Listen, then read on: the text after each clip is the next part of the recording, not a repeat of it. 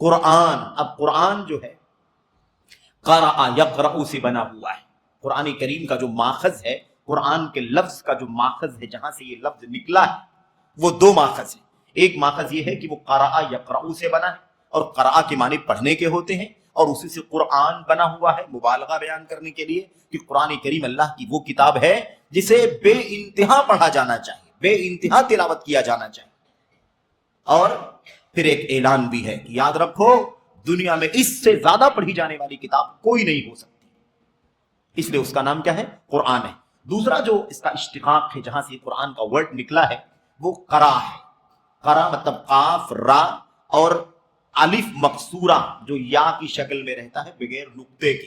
اگر اس پر نقطہ لگ گیا نیچے تو یا پڑھا جائے گا، اور بغیر نقطے کے ہے تو کیا پڑھا جائے گا؟ الف پڑھا جائے گا. تو قرا جیسے والضحیٰ واللیل اذا سجا ما ودعک ربک وما قلا، یہ سارے الفاظ جو پڑھتے ہیں یہ سب کیا ہے؟ الف مقصورہ. تو قرا سے بنا ہوا ہے. قرا سے بنا ہوا معنی کیا ہوگا؟ قرا کے معنی اصل میں ہوتے ہیں جمع کرنے کے، اکٹھا کرنے کے. قرا کے معنی کیا ہوتے ہیں؟ جمع کرنا، اکٹھا کرنا. اور اسی سے قریہ بنا ہوا ہے. قریہ جس کو ہم لوگ عربی میں گاؤں کہتے ہیں، قریہ عربی میں گاؤں کو کہا جاتا ہے. قریہ کا لفظ بھی اسی سے بنا ہوا ہے، قاف را اور الف مقصورہ سے. تو قریہ کو قریہ کیوں کہتے ہیں؟ گاؤں کو گاؤں کیوں کہتے ہیں؟ کیونکہ وہ بھی کیا ہے؟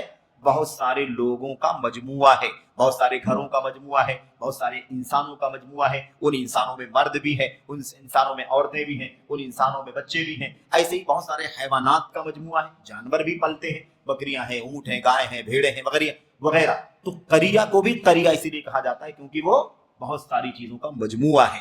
اب قرآن کریم کو جو اگر ہم سمجھیں کہ قرآن کا لفظ قرا سے بنا ہوا ہے تو معنی کیا ہوگا؟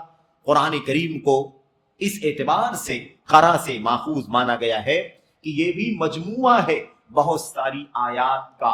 قرآن کریم مجموعہ ہے بہت ساری آیات کا، بہت ساری صورتوں کا، بہت سارے حروف کا، بہت سارے معانی کا، بہت سارے پیغامات کا.